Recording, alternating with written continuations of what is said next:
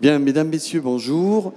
Nous allons vous proposer, plus exactement, Claudine Benachour, qui est conseillère Pôle emploi dans une agence de Provins, et Arnaud Brissard, qui est conseiller expert en création d'entreprise à l'agence Créapass de Paris, vont vous présenter les dispositifs d'aide à la création d'entreprise de Pôle emploi pour les personnes qui sont donc inscrites et indemnisés à Pôle emploi. Voilà. Donc je vous souhaite une très bonne conférence. Vous allez, je l'espère, avoir beaucoup d'informations. N'hésitez pas à prendre, si vous avez un petit papier, un petit carnet, des notes. Voilà. Et vous pourrez les interroger à la fin de cette conférence. Très bonne conférence à tous. Merci. Merci Jean-Marc. Bonjour à tous, Claudine Benachour. Donc je vais vous présenter les grandes étapes de la création d'entreprise. Tout projet de création d'entreprise comprend 5 grandes étapes. La première est celle-ci, vous et votre projet. C'est l'étape de l'adéquation homme-projet. C'est ainsi que nous l'appelons communément. Il s'agit là de vérifier si le projet de création d'entreprise est une voie adéquate. Donc, on va étudier votre personnalité, vos intérêts, vos motivations, vos compétences et mettre tout cela au regard de la création d'entreprise et vérifier si vous possédez tous les atouts pour vous lancer sur cette voie. Deuxième étape, c'est l'étape de l'étude de marché. Il s'agira là de mener une étude commerciale pour vérifier si votre projet est viable commercialement. Donc, vous mènerez une étude de marché, vous étudierez la concurrence, vous étudierez éventuellement aussi votre clientèle, la clientèle potentielle. La prochaine étape, c'est la troisième, qui consiste en une étude financière. Donc, il s'agira là d'évaluer si votre projet est viable financièrement. Donc, vous devrez bâtir différents plans de financement, plan de trésorerie, compte de résultats, pour vérifier si votre projet est viable financièrement. Quatrième et avant-dernière étape, c'est l'étape juridique. Là, il s'agira de choisir la structure juridique qui est adaptée à votre projet et à évaluer ses incidences au niveau du statut social et du statut fiscal. Quatrième et dernière étape enfin, cinquième et dernière étape enfin, c'est celle qui consiste donc en l'enregistrement de votre activité auprès du CFE, le Centre de formalité des entreprises, et du démarrage de votre activité. Comment être accompagné pour lancer votre activité et la pérenniser. Voilà brossé très brièvement les 5 grandes étapes. Je laisse maintenant la parole à mon collègue pour vous présenter donc l'offre de services de Pôle emploi pour les demandeurs d'emploi porteurs de projets de création d'entreprise. Bonjour, donc on l'a vu, il y a bien 5 grandes étapes à suivre pour mener à bien son projet de création. Et Pôle emploi va se calquer sur ces 5 étapes. On va chercher à s'adapter par rapport à l'état d'avancement de votre projet. Et en fonction de cet état d'avancement, on va pouvoir vous proposer un certain nombre d'accompagnements, de prestations pour vous aider dans la formalisation de votre projet de création d'entreprise.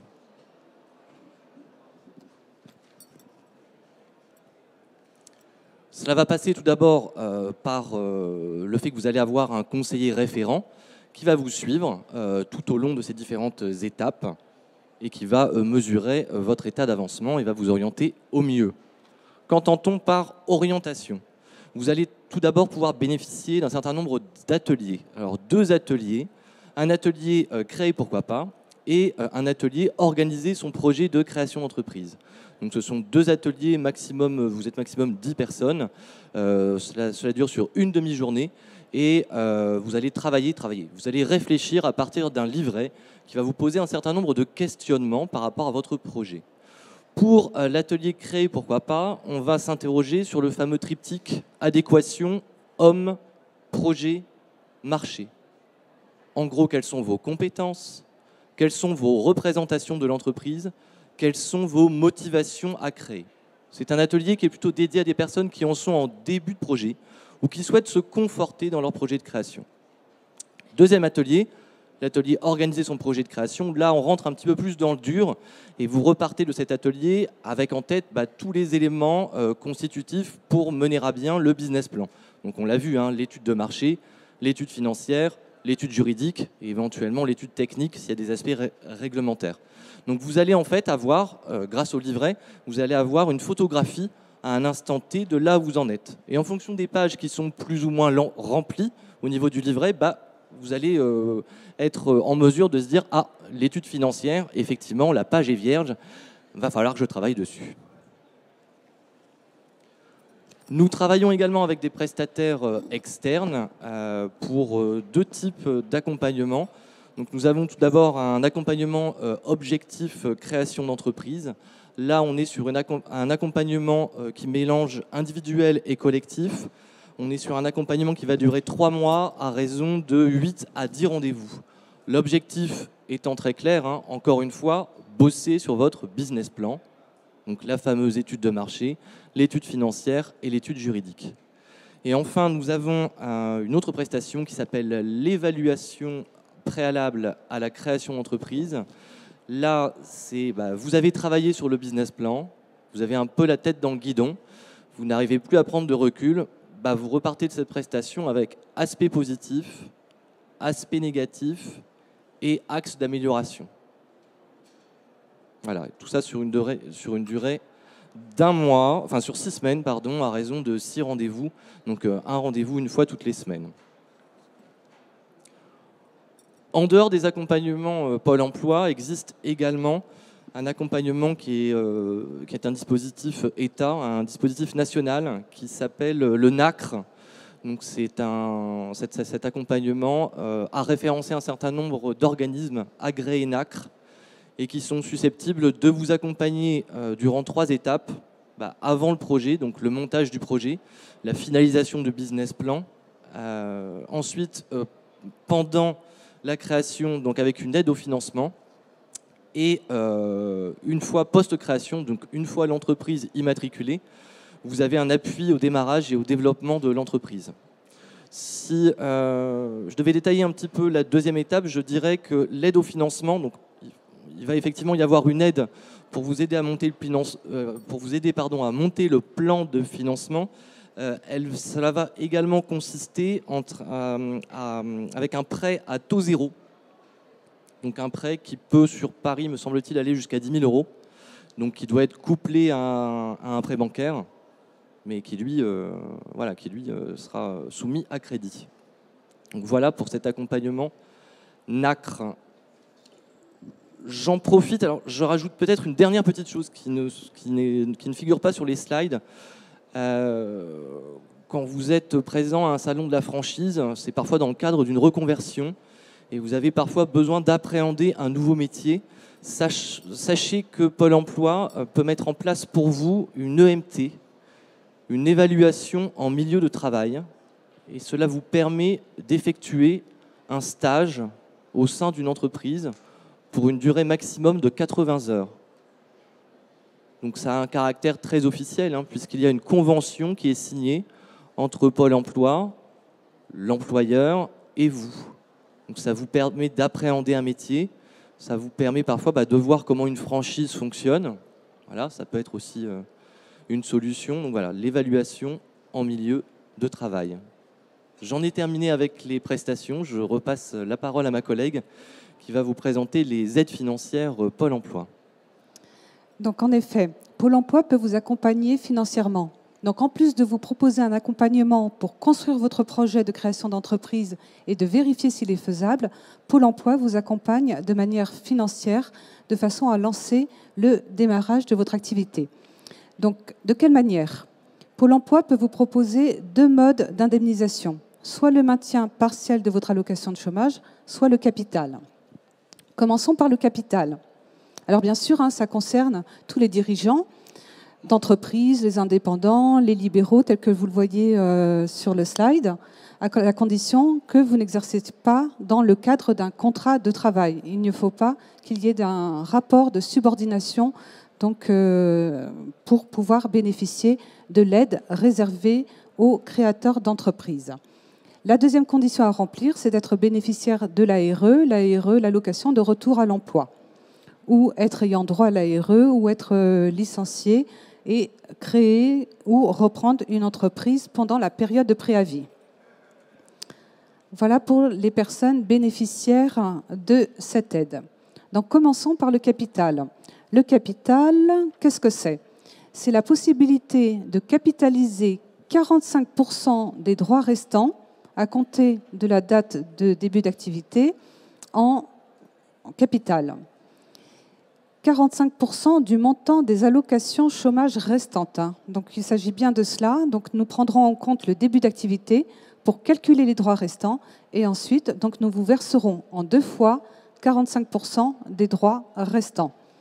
Le premier versement sera effectué au premier mois de l'immatriculation et le second au 6e mois de l'immatriculation, à la condition que vous soyez bénéficiaire de l'ACRE. L'ACRE, qu'est-ce que c'est? L'ACRE, c'est l'exonération de charges sociales. C'est l'aide de l'État.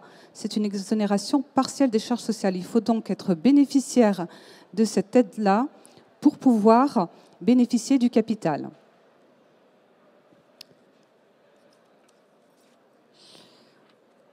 Par exemple, alors nous avons un dirigeant de société pour lequel il reste 400 jours d'indemnité de chômage à compter de la date d'immatriculation. Son montant net journalier est égal à 50 €. Donc le capital mobilisable, selon l'opération qui suit, est de 9 000 €. Ces 9 000 €, nous allons les verser en 2 fois. Donc selon l'opération, on obtiendra 4 500 € qui sera versé au premier mois de l'immatriculation et les 4 500 € au 6e mois de l'immatriculation. Si bien sûr l'activité est toujours en cours. Il faudra fournir un justificatif récent pour justifier de l'activité en cours de votre entreprise. Donc pour en bénéficier, c'est très simple. Il suffit d'informer Pôle emploi de la création de votre activité, de votre option, en l'occurrence le capital, de justifier que vous êtes bien bénéficiaire de l'ACRE en nous fournissant le récépissé d'admission à l'ACRE et nous pourrons ainsi donc régulariser votre dossier indemnisation et effectuer le premier versement dès lors que nous recueillerons donc toutes les pièces administratives nécessaires pour cela. La deuxième modalité, je vous ai dit, il y avait 2 modalités, le maintien partiel et le capital. Donc passons maintenant au maintien partiel de vos allocations de chômage pendant la phase de démarrage. Ce sont toujours les mêmes qui sont concernés, les dirigeants de société, les artisans, les commerçants, etc. Alors, vous pourrez, avec cette modalité, continuer de percevoir votre allocation de chômage en complément de vos revenus s'il y a, à condition de ne pas dépasser les 70% de votre salaire journalier de référence. Qu'est-ce que ce mot barbare, le salaire journalier de référence? Vous l'avez déjà lu quelque part, il se trouve dans votre notification d'ouverture de droit. C'est votre ancien salaire qui a été donc calculé par Pôle emploi. Vous trouverez donc ce salaire journalier de référence sur votre notification d'ouverture de droit. Pour quelle durée? Vous pourrez cumuler donc votre allocation de chômage avec les revenus que vous dégagerez de votre activité pendant 15 mois maximum. Pour les moins de 50 ans, pour les plus de 50 ans, il n'y a pas de limite de durée. Donc vous pourrez cumuler jusqu'à la fin de vos droits. Prenons un autre exemple pour illustrer donc ce cas-là. Nous avons un dirigeant d'entreprise dont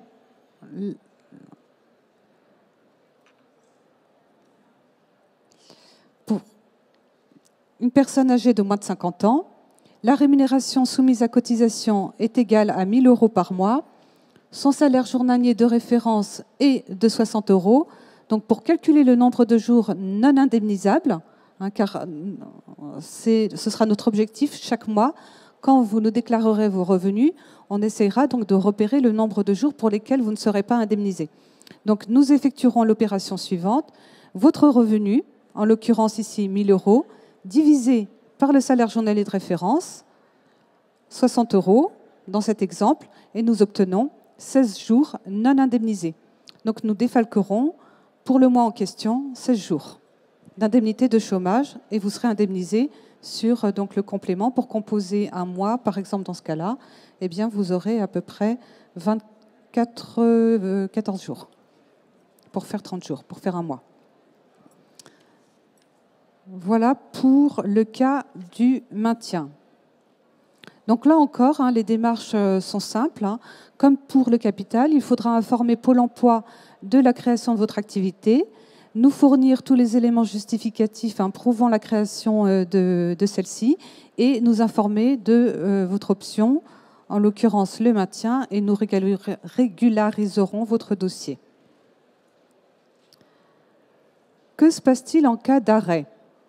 Si vous cessez votre activité, vous pouvez réactiver les droits restants, s'il en reste bien sûr, que ce soit dans le cas du maintien ou du capital. Dans le cas du maintien, il se peut que quelques demandeurs d'emploi se voient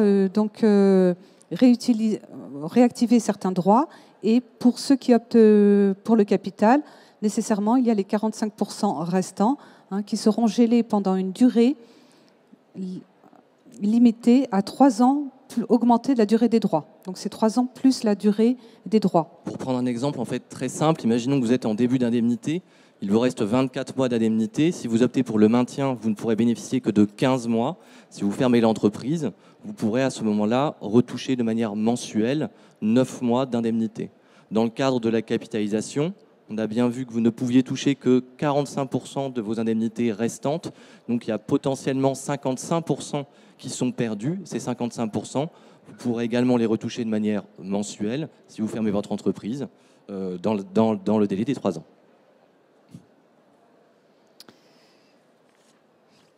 Donc nous en avons terminé avec la description du maintien et du capital, l'explication du maintien et du capital.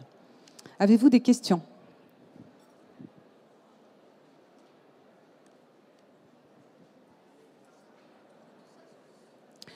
Oui, en effet, vous trouverez tout cela sur le site de Pôle emploi. Vous trouverez également des dépliants dans chaque agence, donc avec le calcul. Oui ? Il y a un micro qui circule, donc vous l'avez. Bonjour. Je voulais savoir, est-ce que les taux qui ont été énoncés seront maintenus avec la nouvelle convention UNEDIC qui vient d'être signée ? Oui. A priori, oui. Sachant que la nouvelle convention sera effective au 1er juillet. Donc on est pour le moment, les actes n'ont pas encore été déposés, donc on n'est pas au courant de tout le détail. Ce qu'on sait uniquement aujourd'hui, c'est que les droits vont être rechargeables, mais on a le thème spécifique de la création d'entreprise n'a pas encore été acté. Voilà. Donc pour le moment, effectivement, on reste sur ces taux-là. Bonjour. Dans le cadre d'un CSP, est-ce qu'on bénéficie aussi de ces conditions-là, de ces aides et de l'indemnisation ? Oui. Oui, mais, j'ai plutôt envie de dire. Dans le cadre du CSP, vous touchez beaucoup plus en termes d'indemnité. Si vous optez pour le maintien ou pour la capitalisation, à partir du moment où vous optez, vous basculez automatiquement au régime indemnitaire classique, c'est-à-dire 57,4% de votre brut. Pour l'indemnisation, d'accord. Par contre, concernant toute la période d'accompagnement, tout ça, est-ce qu'on reste quand même dans le cadre du CSP ? Oui. Pour être accompagné, oui, ça peut tout à fait se faire. Dans la construction de votre projet, Bien oui, sûr. en effet. Voilà. Mais dès lors que vous créerez votre activité, vous basculez dans le régime général.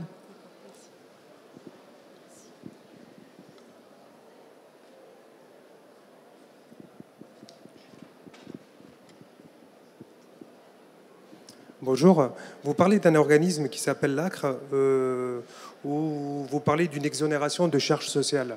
Est-ce qu'elle concerne uniquement le créateur d'entreprise ou tous les salariés de cette entreprise, en fait ? Uniquement le créateur. Ah, uniquement le créateur. Oui. Oui, ce sont en fait vos cotisations sociales pour vous, patron. D'accord. On va prendre un exemple très simple. Si vous êtes en SARL géance majoritaire, vous êtes obligé de cotiser quand bien même vous n'avez pas de rémunération. Donc on est de toute façon sur des seuils minimums, c'est environ 3 200 €.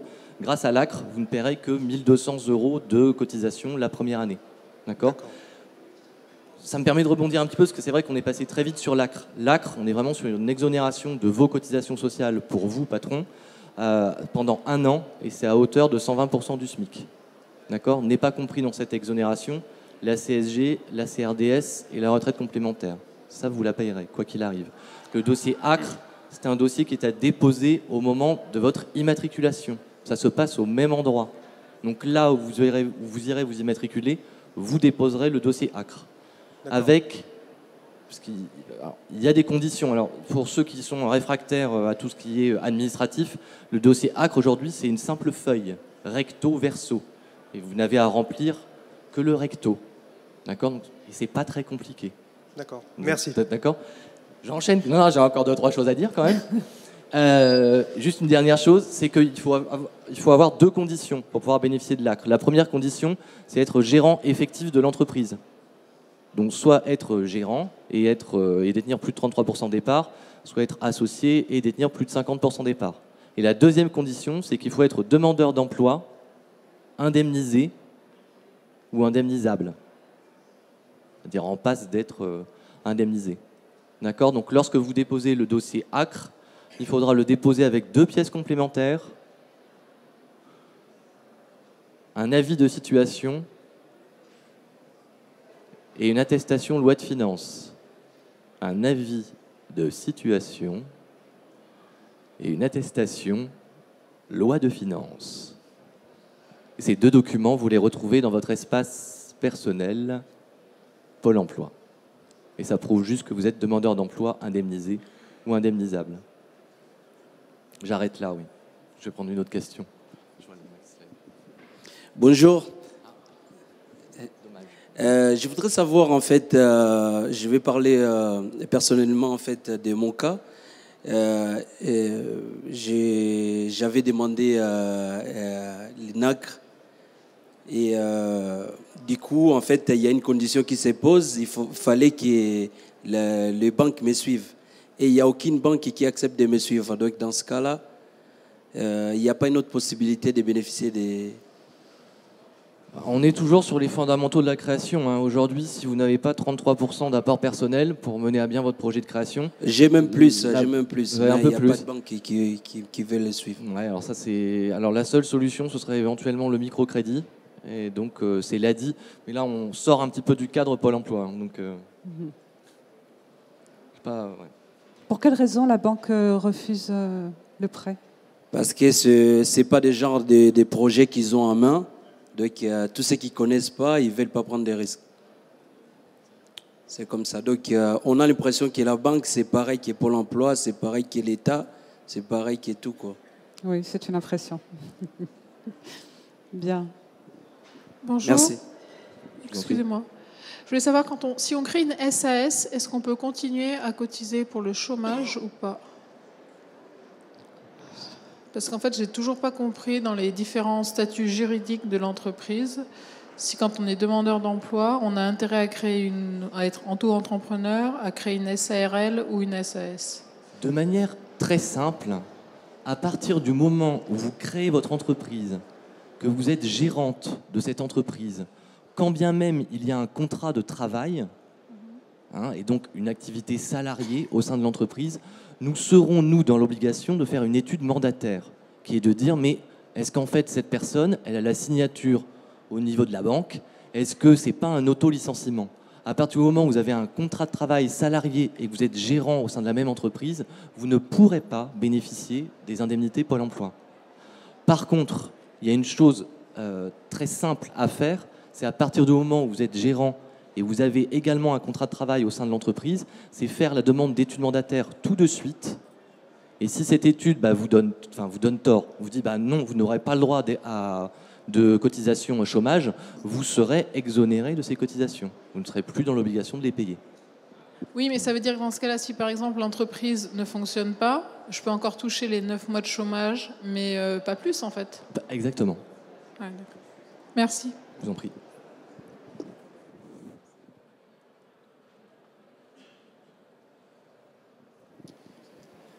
Si on crée une société en couple, est-ce que les 2 personnes doivent être inscrites à Pôle emploi ou seulement une des 2 ? Eh bien, si l'un et l'autre êtes demandeurs d'emploi... Ben non, si... Parce que bon, je prends un exemple personnel. Moi, j'étais non salarié, j'ai arrêté mon activité, donc je ne peux pas m'inscrire à Pôle emploi.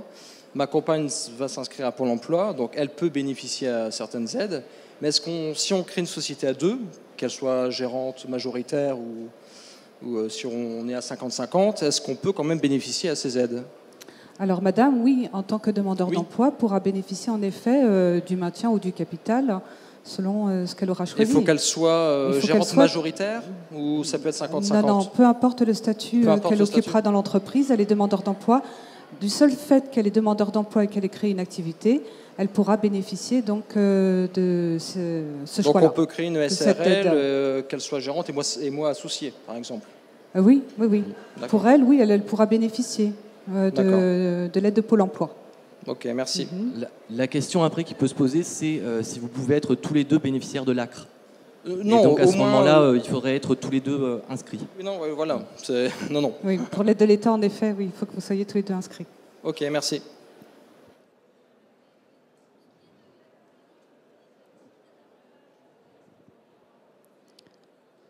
Oui, vous pouvez en effet vous mettre en couveuse d'entreprise. Non, on n'en parle pas, c'est un mode d'accompagnement, c'est une manière de tester son activité.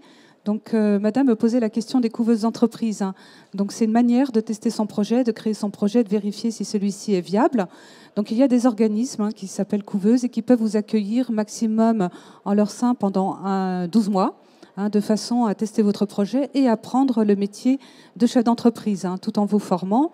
Et vous pourrez bénéficier en parallèle de l'aide de Pôle emploi. Vous pourrez cumuler votre allocation de chômage avec les revenus que vous dégagerez de cette activité pendant 15 mois. Là, on parle d'un cumul de 15 mois. Pardon ? L'accompagnement couveuse est égal au plus à 12 mois. L'accompagnement Pôle emploi au niveau de l'indemnisation est de 15 mois. C'est deux durées distinctes. Et c'est la même chose pour les personnes qui veulent intégrer une coopérative d'activité ou une société de portage salarial. Le principe est le même, il y a un cumul de 15 mois.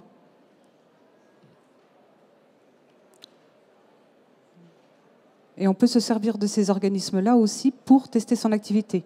Et on peut choisir aussi de demeurer entrepreneur salarié.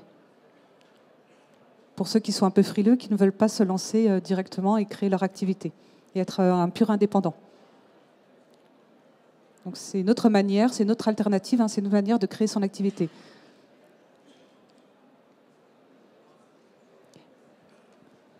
Le micro arrive.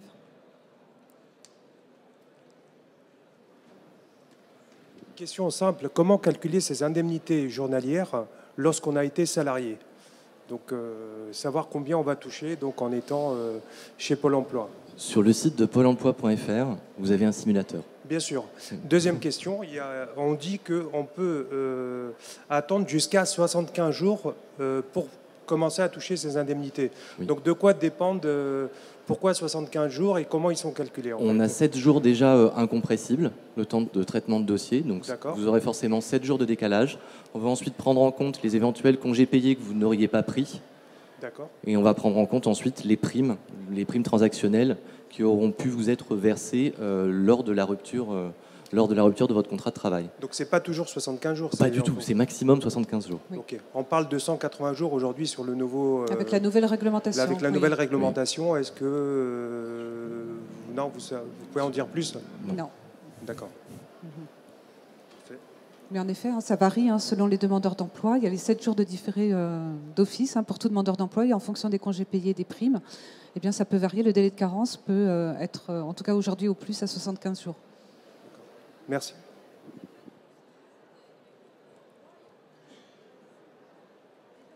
Ça 3 mois, à peu près, 3 mois, 4 mois,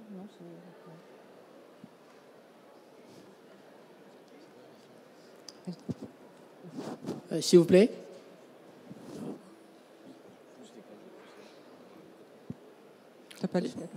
S'il vous plaît.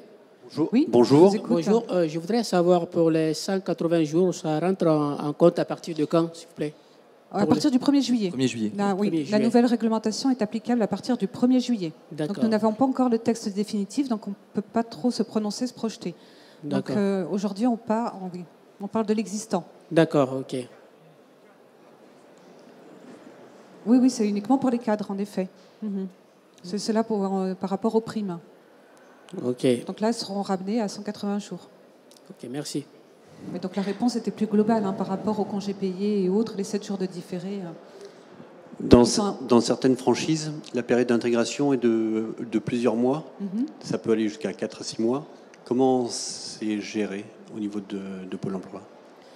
Vous êtes immatriculé à ce moment-là ou pas Non. du tout? Donc, en fait, nous prendrons en compte la date de début d'activité qui figurera sur le CABIS. Pour Pôle emploi, ce sera le moment où vous aurez retrouvé un emploi, où votre situation changera. Donc le maintien il faudra en informer votre conseiller qu'effectivement il y a cette période d'intégration. Donc ce sera noté dans votre plan d'action de retour à l'emploi, mais ça ne sera pas comptabilisé. Il y aura un contrat de travail signé. Ce sera juste une période d'intégration. Non, c'est une période d'intégration de 4 à 6 mois pour apprendre le métier, pour apprendre un plan de formation. Il faudra effectivement valider la formation avec le conseiller, l'en informer, mais après, ce sera en dehors des 15 mois dans le cadre de la demande de maintien. Bonjour. Dans le cadre d'une rupture conventionnelle réellement volontaire pour la création d'une entreprise, est-ce qu'on a bien les mêmes droits que quelqu'un qui serait licencié ou en CSP, par exemple? Oui. La rupture conventionnelle. Si la rupture conventionnelle a été actée, vous êtes demandeur d'emploi, donc oui, vous pouvez bénéficier des aides de Pôle emploi, maintien au capital. Ok, merci.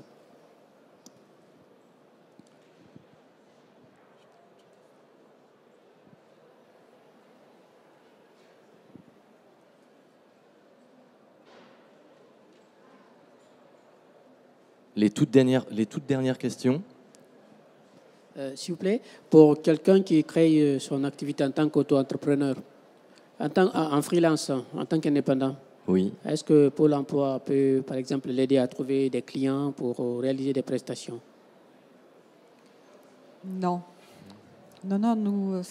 Votre étude de marché, c'est à vous de l'organiser, de la faire, oui, d'aller au-devant des clients. Nous, notre rôle s'arrête dans l'accompagnement et dans le traitement de vos dossiers, mais pas de chercher des clients pour vous. On pourra vous orienter après vers des prestataires qui pourront vous aider dans la prospection, vous apprendre à prospecter, vous donner les techniques d'eux. Mais après, oui, ça viendra de vous. D'accord. Et ces prestataires-là, il faut voir ça avec son conseiller en agence? Avec votre conseiller, tout à fait. D'accord, ok. Ok, merci. Toute dernière.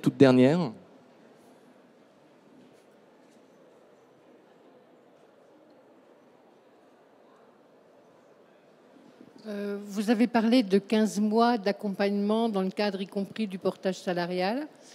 Comment se passe le portage s'il n'est pas en continu? Moi, je trouve que j'ai quelques activités de portage salarial, mais qui sont égrenées le long des mois et ce sont des jours qui ne me permettent pas aujourd'hui de quitter mon statut de demandeur d'emploi. Quoi qu'il arrive, le compteur restera le même. Donc on sera bien sur un compteur de 15 mois, mais de cumul indemnité et portage salarial. Oui, alors que là, il n'y a pas cumul puisque c'est retiré de mes indemnités.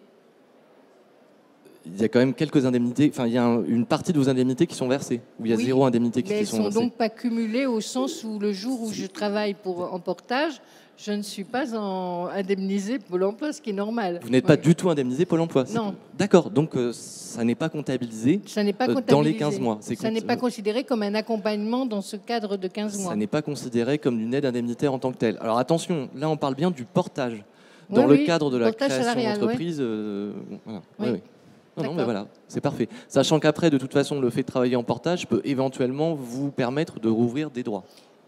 Oui, mais ça prolonge d'autant de jours. Ça peut prolonger, ça peut aussi en rouvrir. Vous pouvez demander, parce que vous avez cotisé grâce à la boîte de portage pour éventuellement rouvrir de nouveaux droits. Mais c'est une autre histoire. Oui, non, mais... Merci.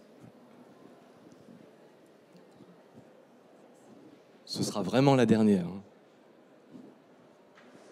Oui, vis-à-vis des nouvelles dispositions sur le délai de carence, j'ai entendu dire que ce délai de carence n'était pas porté à 180 jours pour ce qui était de rupture conventionnelle ou licenciement économique.